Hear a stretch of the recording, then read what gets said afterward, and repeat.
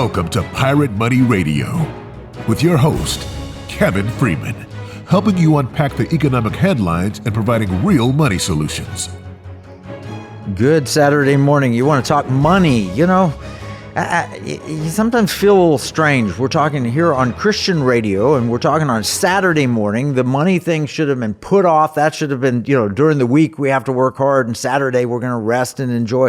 No, we got to talk money. And sometimes when we talk money, people say, well, how do I make money? I want to, 1 Timothy 6:9 says, those who seek to be rich fall into a trap. Let me read the New King James, actually. It says, but those who desire to be rich fall into temptation and a snare, and into many foolish and harmful lusts, which drown men in destruction and perdition.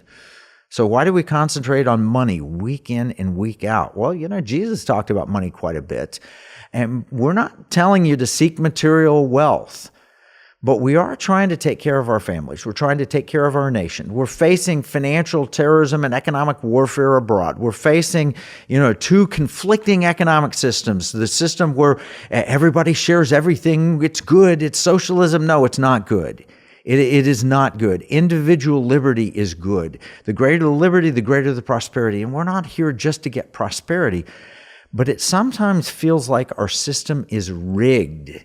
What if you found out the system was rigged against you with your investing or whatever? I saw a Dave Chappelle clip, and he was talking about Trump at the debate with Hillary Clinton back in 2016, and President Trump, then candidate Trump, said, the system is rigged. And on the other side, Chappelle points out, and he says, there's Obama and Clinton, the black man running for president and the white woman, and that the black man had been president, the white woman run for president. No, it's not rigged. And Trump says, I know it's rigged because I use it. And Chappelle says, well, he uses an expletive. We won't play the clip because he says a bad word there. But then he says, yeah, it is rigged. And he's right. It's just not rigged the way that most people think it is. It's not a bunch of rich people sitting around saying, how can we mess over the rest of the country? It is a system that has slowly become rigged over time. And we're going to cover that here. We got Mike Carter with me. Hi, Mike. Welcome. Good morning, Kevin. Yeah, we're going to talk about how the system is rigged and what you can do about it. I did a show on Economic War Room, Why Aren't You Rich? 10 ways you've been made poorer and what you should do about it. Have you ever wondered, where does all the money go? I've wondered that, and I wonder, as we see the debt climbing higher and higher, where is it really going? We talk a lot about the Cantillon effect as we talk about pirate money. We talk a lot about regulations. I'm sure you're going to get into all that today. But there are times when it feels like it's hard to make it as a Main Street American. If you went back to when I graduated college in 1983, so it was 41 years ago, if you went back then and you told me I would be making the amount of money that I'm making now, I mean, my first job out of college, I made $12,000 a year, $1,000 a month. And I graduated near the top of my class. I was graduated from University of Tulsa with highest honor. And my buddies were making a little bit more than that, but I was making $12,000 a month. If you told me that I would make then what I'm making now, I would have said, well, I'll be so wealthy. I'll be so rich. And a lot of people feel that way. Yeah. And we've done other radio shows here. What would we be making if we didn't have regulation? And that really puts things in perspective. Yeah. So if you go back, the problem is that over the past 50 years, the dollar's lost 90% of its purchasing power. So, $100,000 that you earn today was the equivalent of $10,000 that you would have earned in 1971. So that's where a lot of it's gone. And we'll talk about that.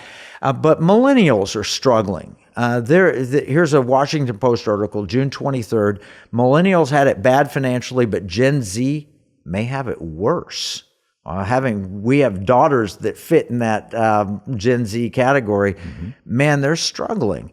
It's not because they're not getting a large amount of money in their paycheck. I mean, the kind of money that we only dreamed of when we were graduating from college. But here, they're getting a lot of money in their paycheck, but it's going out the door just as fast in home prices, rent, inflation, mortgages, everything else. So Yeah, my daughter got married, got their first apartment, and she was comparing the cost of a 1-bedroom versus a 2-bedroom. I said, well, with being married, you're probably going to want a little space. You should get the 2-bedroom. I'm thinking a little bit for myself, too. It'd be nice to have a guest room. She said, Dad, I'm not spending the extra money on rent. And now they've been there about a year now, and they're kind of like, it's a little tight. We need a little more space. But when I look at, when she ran through what the numbers were for the rent, I understood what she said. Yeah, that's a big number difference to get that extra bedroom right now. My first rent 2-bedroom apartment was $350. I had a roommate. We split it down the middle. It seemed like a lot of money at the time. Yeah. $350, doesn't buy some people's entertainment habits. Cable bills and streaming services. And in her case, about $2,000, and that's in a smaller market. She's in the Air Force. But that's a house payment. That's more than my first house payment. Oh, way more than my first house payment. Yeah, absolutely right. All right. So here are 3 things that you got to understand before we get into the 10 reasons you're being made poorer. This is the underlying truths. Number 1, this is truth. The greater the liberty, the greater the prosperity. And where there is no individual liberty, there is no prosperity. So I'll contrast the American experiment, which started in 1776, built on the notion of individual liberty, versus France, which had their own revolution in 1789, I think it was, shortly after the American Revolution. And they decided everybody's going to share stuff. It was more a socialist revolution. They ended up killing a bunch of people off with their heads. And in America, we said individuals should be empowered. So our Constitution was written to guarantee inventor rights, which is an amazing thing. It's written in our Constitution. We believed in individual liberty, which brought us, the Wright brothers with airplanes and Charles Otis with the elevator, and so many inventions that have come from America because we gave individual liberty and individual incentives. Yes, made by our Creator, unless you look at some in politics today who say, no, our government should be the ones in control making those decisions. Yeah, who gives us rights? Do they come from God or do they come from government? They come from God, and government's role, according to the Constitution, is to protect the rights God gave us. By contrast, the Soviet Union didn't believe in rights, communist by nature, no individual liberty. Everybody has to share everything equally from each according to his ability, to each according to his needs. Soviet Union is the opposite, no liberty. China, no liberty until they started to open up. And once they started to open up and give liberty, China starts to prosper. But then they take over Hong Kong, known as the freest place on earth, the most prosperous city in the world, and they've cracked down on individual liberty, and Hong Kong has lost its luster. It's lost ground. So all this can make perfect sense when we walk through the terrible 10 things keeping you poorer. But that's the first truth. The greater the liberty, the greater the prosperity. The second truth is that government has no money. Everything a government spends has to be taken from someone else, either in the form of taxes or borrowing. And the third underlying truth, this is the one that hits home individually, something you can do about this, is if you live beyond your means, you will never prosper. So I'm proud of your daughter saying, we're not going to take on the extra room. We're going to try and live within our means. Yeah, and your daughter is the one that caught on quickly that the government has no money. I think she had to educate another kid in, 3rd grade or something about that? Yeah, my younger daughter was told, this is back in the election, quite a while back, one of her classmates says, I want Bernie Sanders to be president. Why? Because he's going to give me free college. And she said, there's no such thing as free college. The government has no money. Anything they're going to take it from you or your parents. There's no such thing as free college. Yeah, so I think we've both done good job raising daughters, teaching them to live within their means. All of this should be obvious, those 3 truths. Greater liberty, greater prosperity. Second one, government has no money. Any money they get, they have to take from you. And the third one is you'll never prosper if you live beyond your means. You have to live within your means to bring prosperity. So all of those set the stage for the 10 ways that you're being made poorer, and we're going to cover all those when we come back from our break, and then we're going to talk about solutions. How can we make America more prosperous? How can you be more prosperous? It's not all about the money, but it is about God and using our money to bring liberty, security, and values to your next generation, to America, and to your future. We'll be right back after this break. Here's a $10 bill. It's got the picture of Alexander Hamilton on the front of it. You know, it's kind of sad. When I was 10 years old, everything that I could buy for $1 now costs about $10. That's the cost of inflation. It's just paper. It's not backed by anything. You can't exchange it for gold and silver. You used to, but you can't do that anymore. And that's unfortunate. You know, pirates wouldn't accept this. Pirates, they wanted gold and silver. Patriots, the founders of this nation, also wanted gold and silver coin. In fact, they put a provision in the Constitution, 17 words, that said states could only make gold and silver coins tender within the states. That's why I wrote this new book, Pirate Money, Discovering the Founders' Hidden Plan for Economic Justice and Defeating the Great Reset. It will explain exactly the history of money and exactly why gold and silver coins can be made modern with new technology and a useful monetary system. PirateMoneyBook.com.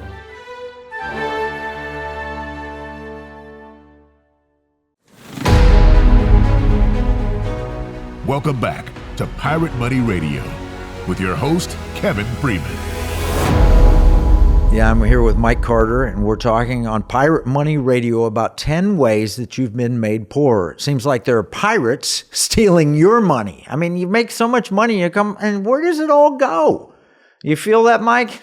Definitely feeling that, but optimistic that we're going to come up with the plan here. Yeah, we've got to, first, before we can find out the plan, let's find out what's making us poorer. We've got 10, we call them the terrible 10, and we're going to start with this first one. It's called regulation. It's a big one. We've covered it here on Pirate Money Radio before.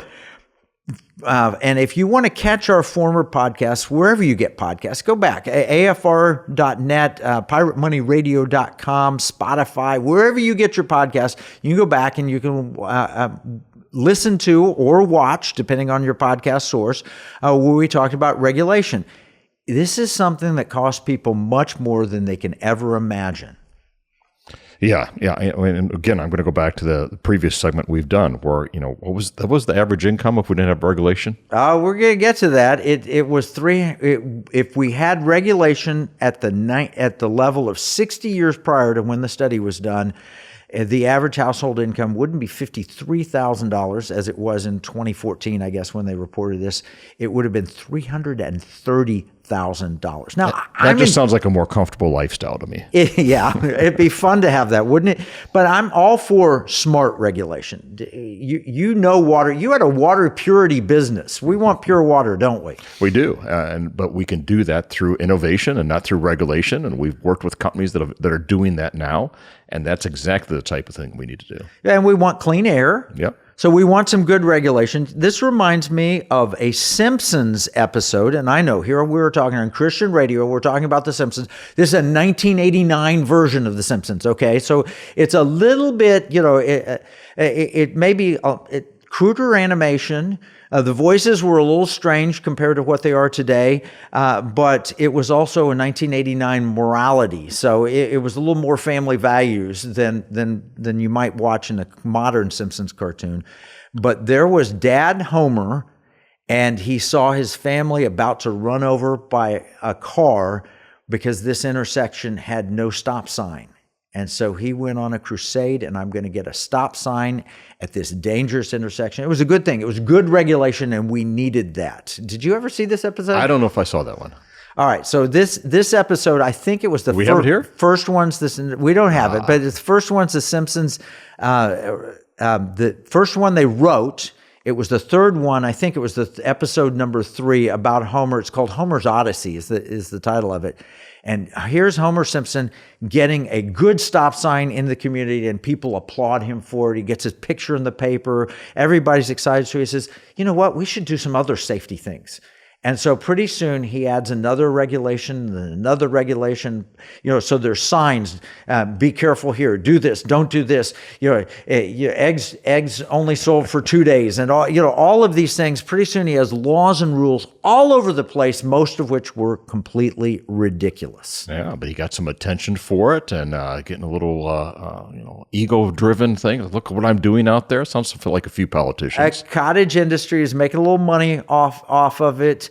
And so he's got a whole crowd, and they march down to the nuclear power plant who's owned by the infamous Montgomery Burns, you know, the richest guy in town. It's a nuclear power plant. And you know what happens? He gets bought off. And Montgomery Burns calls him up to the office and says, "Yeah, Simpson, you should stop now." And he says, "I'm not going to stop, Mr. Burns." He says, "Well, Simpson, I think what you're doing is noble. I should like to hire you. Come and be my safety inspector." And he gets it. We call that regulatory capture. Yes, yes. Well, I just saw recently in Denmark, we were talking about clean air and regulation, and they've passed the law now to actually tax, can I say this on American Family Radio? Cow farts and cow burps now. So that is officially going through in Denmark, it looks like. And I'm not convinced that's going to do anything for clean air. No, but it's a way to raise money. It's a way to act like you're doing something. You know, just like with Homer's stop sign, regulators have to justify their work. They keep adding regulations, and they keep micromanaging down to where Bloomberg says you can only have a 16-ounce soda. And they're increasingly capturing us. And then as soon as they do that, those regulators go and find a job in the very industry they were regulating and get the big buck salaries. That's what regulatory capture really is. Well, I don't want the job measuring the cow farts and cow burps. So I don't know who's kind of queuing up for that one, but that's probably going to be very highly paid. Yeah, they won't measure them. They'll just say, you got a cow, it must burp and fart, and so you got to pay this fine or whatever. I wonder if they'd charge more if it smells more foul. I mean, that might be the next step of regulation. Oh, gosh, that's awful. Animals passing gas, or babies, they're going to do that to babies. I remember we were driving in the car one time. We had our dog and we had our baby there. And boy, the baby, I don't know what it was that she'd eaten, but oh my gosh, it smelled so bad. The dog was sticking her head in the airflow just to get away from it. That's unusual for dogs. Yeah, that is unusual. All right, but think of all of the rules that we had during COVID. As soon as they thought they could put one rule in, they put another rule in, another rule. So every time you go into a store, they would mark where you could stand in the aisle 6 feet apart. And they've admitted there was no science behind that. I still see some of the little decals on the floors right now. It's crazy. When you give regulators the opportunity, they will continue to regulate and continue to regulate, and then they'll go get their job in the big industry. I'm going to give you a perfect example of regulations where they're impacting and destroying sound business, and that is Uber. You use Uber. Absolutely, yeah. It's more convenient. I like it better than taxis, 1,000 times better than a taxi. Well, who wouldn't like it? You own your own business. You set your own hours. Love talking to the Uber drivers. They're all entrepreneurs. Yeah. And say, I've talked to one Uber driver who would run the one ride from my neighborhood to the airport because he worked at the airport. And he said, "Why shouldn't I take a passenger with me? And I'll show up and he'd make, an extra $30 each way on his commute." And so it padded his salary. It reduced pollution because there was one fewer car going to the airport, saved me money. It was very convenient, very sweet, Oftentimes legal immigrants that are, here thankful for what we have. And I have those conversations all the time. America doesn't realize what they're doing right now. I left a country that had this. And if I pay them with transactional gold and silver, then they really get excited. It's like, how do I get this? Yeah. So they get that. They're entrepreneurs. They understand the value of money, of real money. And it's good for society. And so, you know what they're doing in California on June 10th of this year? An 11-judge panel in California, asked by the state of California, overturned the will of the voters and demanded that Uber drivers are treated as employees rather than independent business people. That's kind of like Reagan's old statement, I'm here from the government and I want to help. The scariest words out there. It's like, now you're going to take an entrepreneur and tell them, we're going to make you an employee. Well, what does that do? You work at the airport. Now you're an employee of a company driving someone. You're not just given a gig job and you're not just helping out society. So he's not going to do that. I don't want to be another employee and you tell me what to do. They'd set the hours. There are 1.4 million workers in California doing app-based driving. And when they add this regulation, along with this attempt, by the way, to overturn Proposition 22. Prop 22 was passed 4 years ago, and it said you cannot end independent contractors. They told the state by proposition, freely elected democracy, and the government says, no, we're taking you to court. We're going to invalidate the proposition that the people voted in. I thought they were pro-democracy, not when it goes against what they want to see. Yep. So this means less individual liberty. This means less prosperity. Uber works because it has independent drivers. And if you take that away, we're back to taxi cabs. And which is better? Uber with independent drivers or taxi cabs with employees? And is that driver going to make more money as an employee or more money as an entrepreneur? More money as an entrepreneur. And they're going to take care of you better because they're going to want a high rating. They care about things. It's the difference between going and seeing FedEx or the U.S. Postal Service. FedEx is independent from the government. But wouldn't it be better if you had FedEx and every driver that dropped off was an independent contractor and you knew they were making money, you tipped? Everything about liberty is better than big bureaucracy. But how does that make you poorer? What do you think? How does it make you poorer? How does what make me poor? More regulation. Well, it starts with the fact that if they're regulating everything else, they're probably going to be regulating what I can make, and they're going to be regulating what I can do, and they're going to be capping what I can make. And no innovation, no competition, prices go higher because it soon becomes a monopoly. It costs you money. I want an independent Uber driver rather than one monopoly taxi cab company because I know that they're going to compete on price. Yeah. And remember with the taxi, it wasn't that long ago, taxis were everywhere. They weren't clean. They were dirty inside. There was not that sense of pride and ownership so much compared to Uber, who they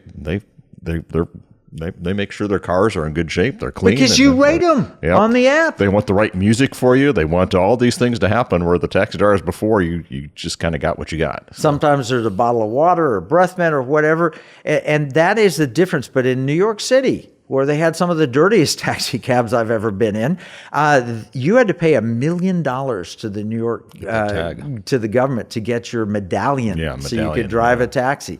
So regulation means less opportunity. It impacts your earnings potential. I'll give you another. $1 million went to the drivers, right? I'm sure every driver was. The $1 million went from the drivers or the company to. That's how they kept people out. Regulations keep people from entering in.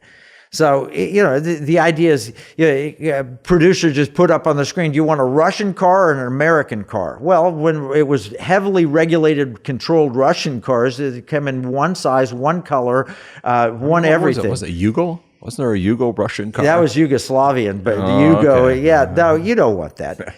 But this can really, truly impact the economy. For example, they have just tried to raise the standards on air quality rules, and according to Jay Timmons, the president and CEO of the National Association of Manufacturers, it's going to cost us 1 million jobs because they're going to raise the allowance or lower the allowance for fine particulates in the air from 12 micrograms per cubic meter to 9 micrograms per cubic meter, which sounds okay. I want clean air. It sounds okay.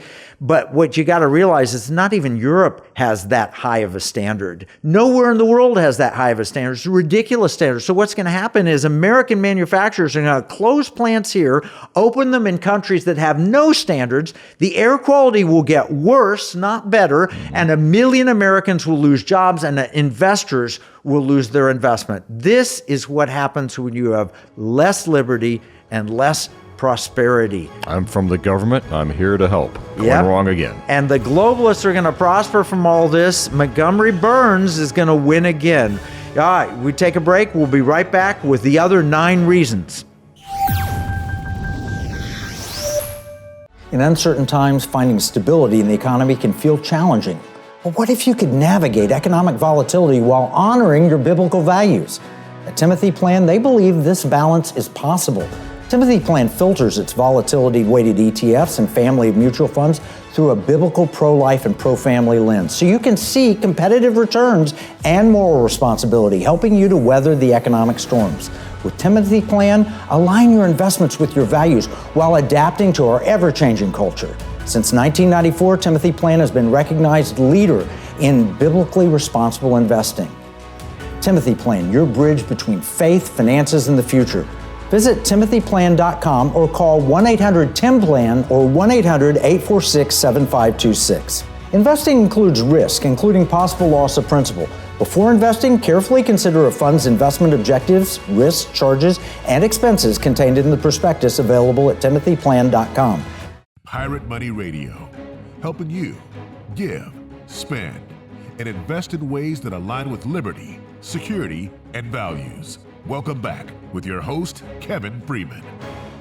Wow, we're talking about the high price that we pay to have regulation here in America. The regulation regime has gotten excessive. Now, I'm all for sound, good, smart regulation, but what we've gotten is a crazy regime of bureaucracy and administrative state that is constantly putting up new burdens and new things you should do. And I just saw that the new regulatory burden under President Biden, just under President Biden, will take 10.34 billion hours to comply with just the paperwork, the equivalent of 15,000 lifetimes.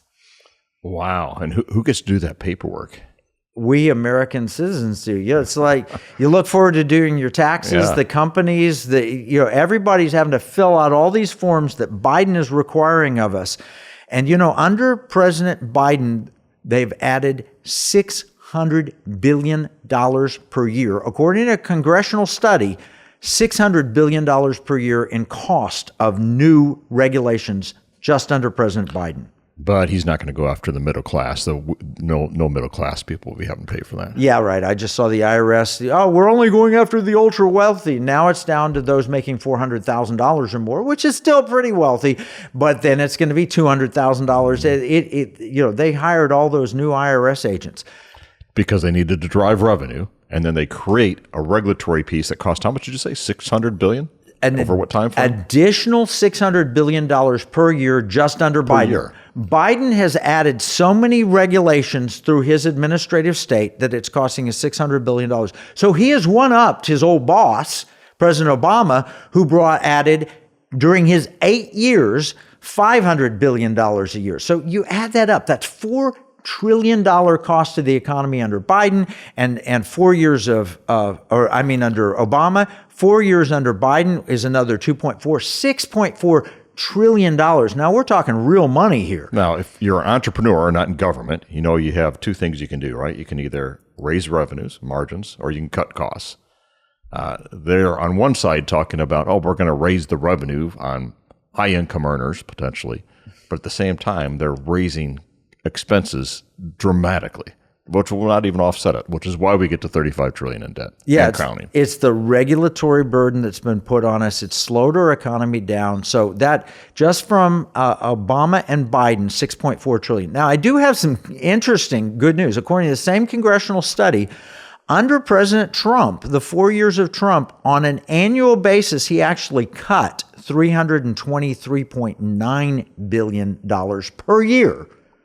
So going the right direction. So when Obama got elected, adding in Biden, $6.4 trillion, now you got 4 years where you dropped off about $1.3 trillion. So we're only $5.3 trillion of regulation because Trump reduced regulation by $323 billion a year. Wouldn't that be a great platform to run on as a candidate? I don't know if I've heard any talk about that. You can go all the way back to Al Gore, who said he's going to get rid of waste, and he had a hammer, but he never did any of that stuff. But truly having a conversation like this within the political spectrum of reducing regulations does it puts politicians out of jobs. That's the problem. The last real politician that talked about this was Ross Perot. Ross Perot talked about it at length. President Trump clearly reduced regulation. Maybe he'll bring it up when in his debates with Biden. But bottom line is he did have, and I guess he did have a policy to reduce, what was it, certain number of regulations for every new one that came out. So. He did have that policy. But regulatory cost is excessive. Just in the manufacturing industry alone, in the year 2022, the cost was $3.079 trillion, 12% of our entire economy. That is $12,800 per year per employee. We could, in other words, if we reduced our regulation just from the recently added ones, everybody would get a $12,800 a year raise. Again, I think this would be great political platform for somebody. Yeah. Well, that's just the first one of our 10. I'm going to give you 12,000 more. 10 reasons. And you mentioned just as we started, Reason Magazine 11 years ago published a study that showed that federal regulations overall have made each of us 75% poorer than we otherwise would have been. When they wrote this, our economy was $16 trillion in size, and they did a study. They went back to 60 years earlier, and they said if we'd kept regulation at the exact same level it was 60 years before, then our economy would be 4 or 5 times larger, and the average American salary would be $330,000 a year rather than the $53,000 it was 11 years ago or the $64,000 it is today. Now stop and think about this. 11 years ago, our salaries were $53,000. Today, they're $64,000 on average. Regulations have massively increased during that period, and so has inflation. Mm-hmm. $64,000 doesn't buy as much as $53,000. We've lost ground. That's the bottom line from all these studies. Regulations are making us poorer. And the wealth gap gets bigger and bigger and bigger. And that is just number one of the 10 reasons. Now, one of these is all these ESG regulations, the environment, the climate, and all of that. The climate regulations, one author estimated that climate change rules alone will transfer $100 trillion from all the rest of us to the wealthy. And I heard the founder of Greenpeace, Patrick Moore, being interviewed by our friend Jackie Deason on the Jackie Daily Show. And he said, yeah, I founded Greenpeace because I believed in green, good environment, and I believed in peace.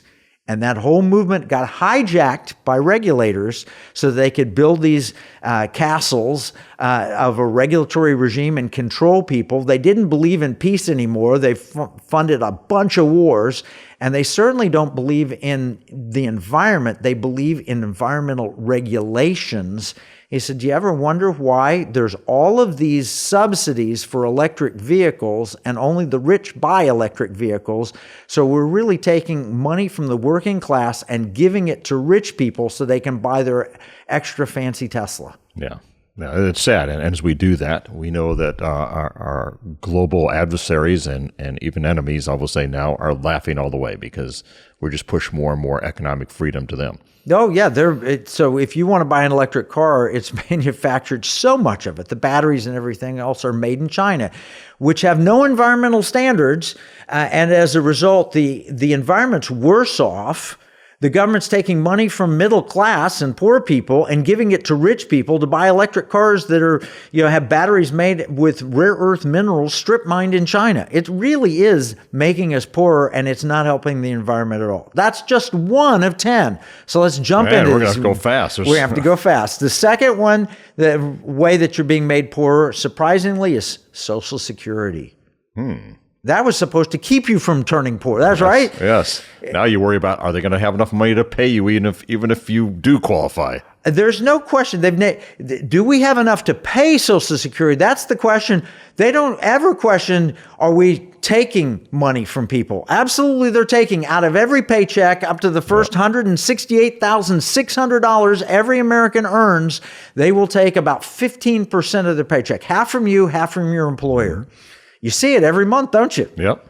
Right there in your check. And you have to pay your half directly. And if you're an independent business person, though, you're paying it. Yeah, you pay all of it. Yep. Yeah, that's the problem is they're taking it. So what are they doing with the money? Do you know where it goes?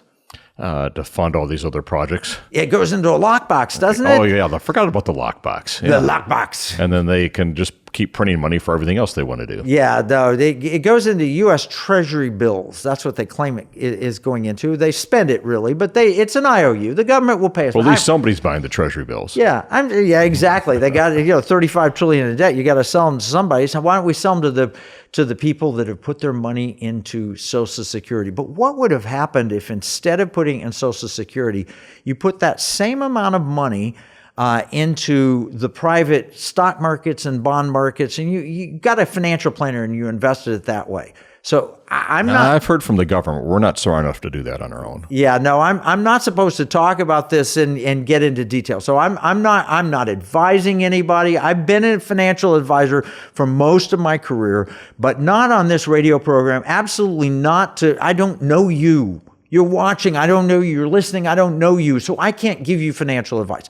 But I can give you information, and here's some information that came from the Center for Retirement Research at Boston College. You think that is a crazy right-wing institution, Boston College? I'm not sure that's going to qualify for the right, but let's see what they came up with. All right. Well, so what they did was they did a comparison of returns between private investing in the stock market and government treasury bills starting in 1928, right before the crash. They included the crash, which is good idea. You know, if you start after the crash, that would be irresponsible. But they did the responsible thing, started right before the crash in 1928.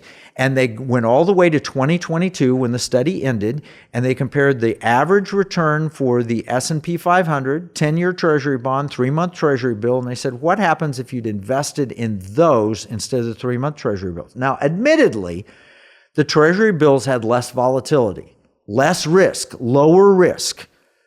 But the stock market and the Treasury bonds over time, a 60-40 portfolios, which some financial advisors recommend, if you'd invested on the average rate comparing private investments versus Social Security, which would have gotten a 3.3% annual return, you would have 3 times the amount, 2.9 times actually, the amount of money that you would have if you just invested in Social Security as it stands now. Private versus the Social Security we have now. So which would you rather have? Would you rather have $1 or $2.9? Yeah, I'll take the 2.9. And I wonder if, if we talk gold occasionally on here, if you, instead of Treasury bonds, if you just held it in gold, what would it have done? Oh, that's a good question. Gold was $20 an ounce in 1928. So I don't know. We'll have to look at that sometime. But the average Social Security check a person gets today is about $1,800 a month. If you triple that, you'd have over $5,000 a month. Could you see the difference? The average earning today is about $64,000 a year. If you got $5,000 a month, you'd retire pretty much at full salary. Yeah. And they've done this. There are actual places, there's counties in Texas that opted out and let you invest instead of doing Social Security. It's very rare. They don't talk about it very much because the results are astounding. It's working.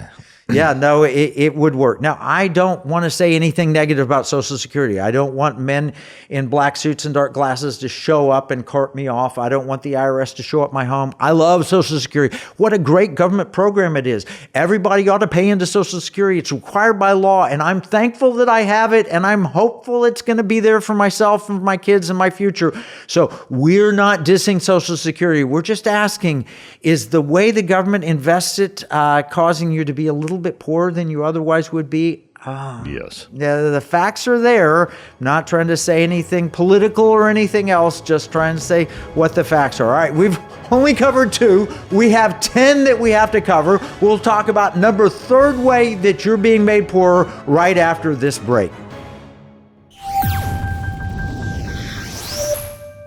I'm Kevin Sorbo. When you spend money, you consider who you're buying from and the causes they support. If you don't, then you're likely supporting companies that are trying to destroy our country and take away our freedoms. Patriot Mobile is America's only Christian conservative wireless provider. They're a cell phone company and a good one. They offer nationwide coverage on the best 4G and 5G networks along with 100% US-based customer support. But here's the deal. Patriot Mobile's mission has nothing to do with cell phones. They carry out their mission by giving back millions of dollars every year to Christian conservative causes that are actively engaged in the fight to save America. Voting is no longer enough to beat the woke. We have to band together, support like-minded companies, and vote with our dollars. That's how we win. Stop supporting companies that want to destroy America and join Patriot Mobile today by visiting patriotmobile.com or call 972-PATRIOT. Washington said paper money opens the door to every species of fraud and injustice. Jefferson said paper is poverty. Hamilton said to emit an unfunded paper as the sign of value ought not to continue a formal part of the Constitution. The founders hated paper money. So they put a pirate money clause in the Constitution for our state to use. Learn more at transactionalgold.com. Pirate Money Radio, helping you give, spend, and invest in ways that align with liberty, security, and values. Welcome back with your host, Kevin Freeman. All right, we started with the top two, the biggest dirty 10, terrible 10 of ways that you're being made poorer. Number one is excess regulation. That's a government thing. Number two is Social Security isn't investing in the private markets. It's investing more in a socialist way, just only in government investments and so forth. The number three way that you're being made poorer is healthcare costs. I've definitely felt that one. Didn't we pass an Affordable Care Act to make our health insurance costs go down? We passed the Affordable Care Act. I prefer to call it Obamacare because there's been nothing affordable about it. Have your premiums gone up or down? Up. Up. Has your deductible gone up or down? Up. Has your out-of-pocket gone up or down? I don't even think I have insurance. I think all I have is out of pocket. It just seems like the way it works. And I had a daughter that went through cancer early on when all this was taking place in transition. But by the time I looked at what I was paying in premiums and in deductibles and everything else, I mean, 6 figures out there of being basically self-insured. What makes that affordable care? Well, the Heritage Foundation says the cost of health insurance has doubled in the decade after Obamacare was enacted. The answer why? Red tape and mandates. And here's the shocking thing. They required a bunch of nuns to include abortions in their health insurance policy, even though abortion is against their faith and these nuns are celibate by vow. And here's the other shocking fact. I went in, I was having a test run, and I walked in and they said, we need to collect your deductible up front. And I said a simple question, what if I paid cash instead? The shocking thing, the cash pay for the entire procedure was lower than just my deductible, which is unbelievable. So health insurance is making health costs more expensive. Do you know the health insurance companies negotiate with all the providers? This is what we'll pay you. And in those negotiations, we're not involved at all. They make all the negotiation, and they've come up with deductibles higher than I could get paid by cash. You know, here's the solution: health transparency. We had Foster Freeze on once talking about, what a beautiful thing if you could see what the actual cost is and compare rates. The late, great Foster Freeze, great man. And if we could walk into a provider and say, how much do you charge for this procedure? And they said, $2,000. And say, on the internet over here, I can get it for $1,200. They might price match. That's how I buy cars. Wouldn't that be great?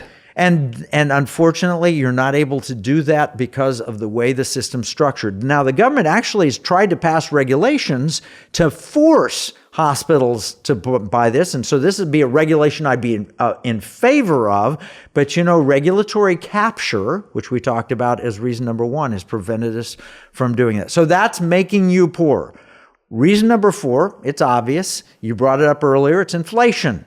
Inflation's made. In 1971, if you had a salary of $10,000, you had the buying power that people earning $100,000 today have in buying power. That means we've lost 90% of our purchasing power. And inflation, you know how much it's up under President Biden alone? Under Biden? 10%. 20%. You knew that. The average price, look at it. Well, I was only counting 1 year, or maybe I was only counting last month the way it's been going. That's exactly right. 20% food, 20% gas, 20% rent, or higher in all of those things. The very things that we buy and spend money on, it's making us poorer. So here, eggs are up 43%, airfare 38%, cookies 26%, pet food 23%, groceries, food at home, an average 21%, rent 21%. These are the prices that we're paying. It's making us poorer. So they did what? They raised the minimum wage in California, $20 an hour. Is that working for them?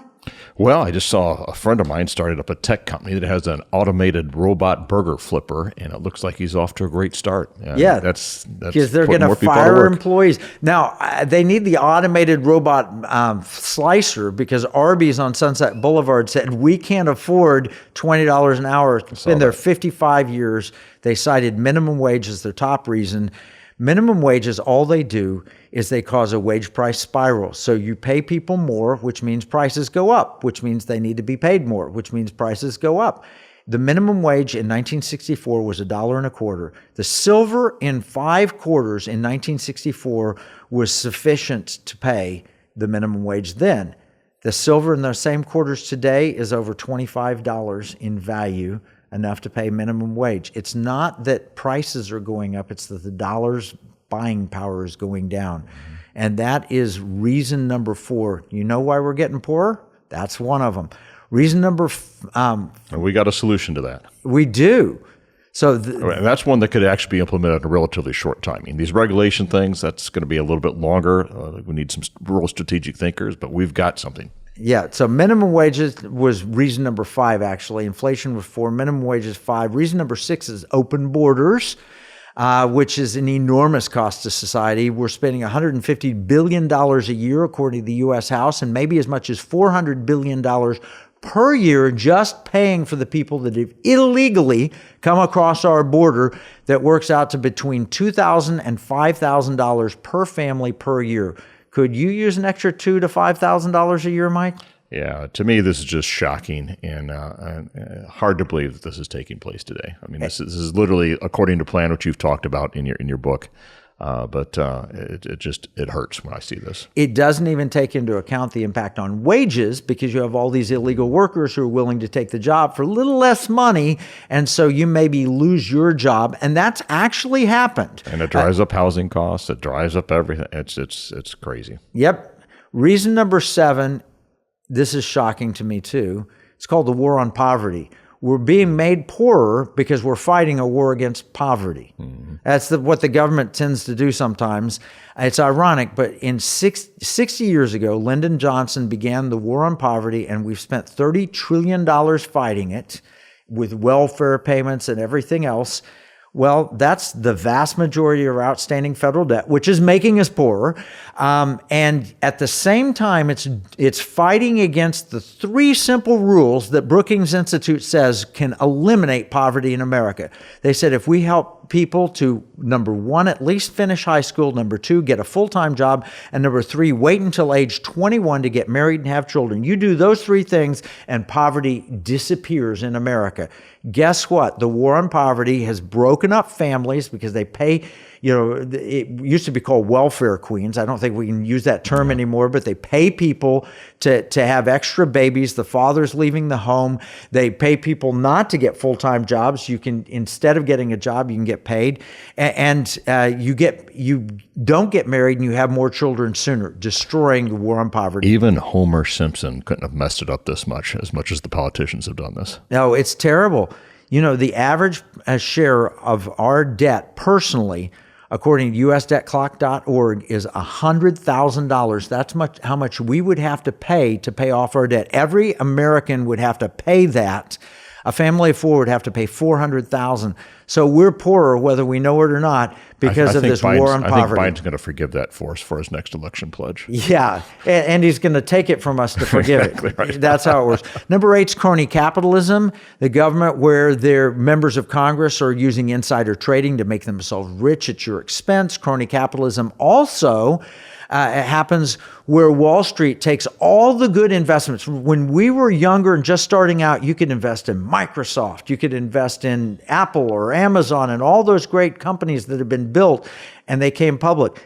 Now, when companies come public, all the cream is gone, and I'll use Uber as an example of this. The people who funded Uber that were not real people, I mean, these are the wealthy. They called it a unicorn investment. They put money in Uber. They made billions. When Uber came public, if you stuck your money into it and you bought it, first shares come public on the stock market, it was 4 years before you even were able to get your money back by selling it. That's what I mean by crony capitalism. All right, so we got to keep heading on with our reasons. Reason 8 was crony capitalism. Reason 9, politicians buying votes by selling out your future, like, I'm going to pay off all your college debt. Where does the government get its money? Well, your daughter taught us well, from us. They have no money. Government has no money. Once they say, we're going to pay off all your college debt, means the government's going to assume it, and you're going to pay it in taxes. Whether you went to college or not, you're going to pay it. It's socializing education, and they're just cutting us out. So the bottom line is, Forbes said $393 billion would be spent on the federal student loan program, $3,100 per household. This is why we're being made poorer. Our government debt, $35 trillion, is also causing, and I think this is probably the last reason, this is not the last reason. We got one more after this, higher interest rates. Mortgage payments have gone up from $15,000 a year per average to $25,000 a year, $10,000 out of your pocket because interest rates are higher because the government has to borrow to pay that $35 trillion. Now, let me get into reason number 10, the last one, and this is the one that's on us, on me, it's on you, and that is we're spending beyond our means. Yeah, I gave you 9 reasons we're spending beyond our means. Everything's too expensive. We're not making as much as we should. But unless you live within your means, you will never get out of difficult financial times. If you spend more than you make, you will go to the poorhouse. That's the way it works.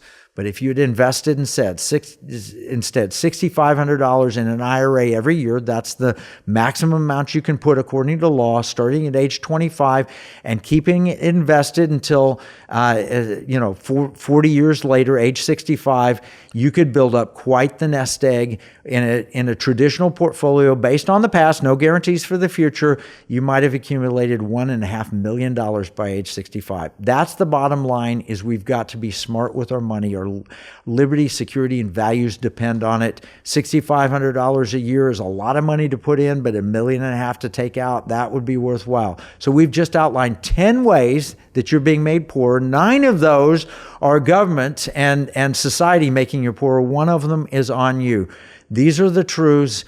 We've got to promote liberty, security, values. We're here on Pirate Money Radio to help you do that. So you help us. Spread the word. Get people to listen to Pirate Money Radio on podcasts anywhere you can. Thank you so much for listening. God bless. Have a great week.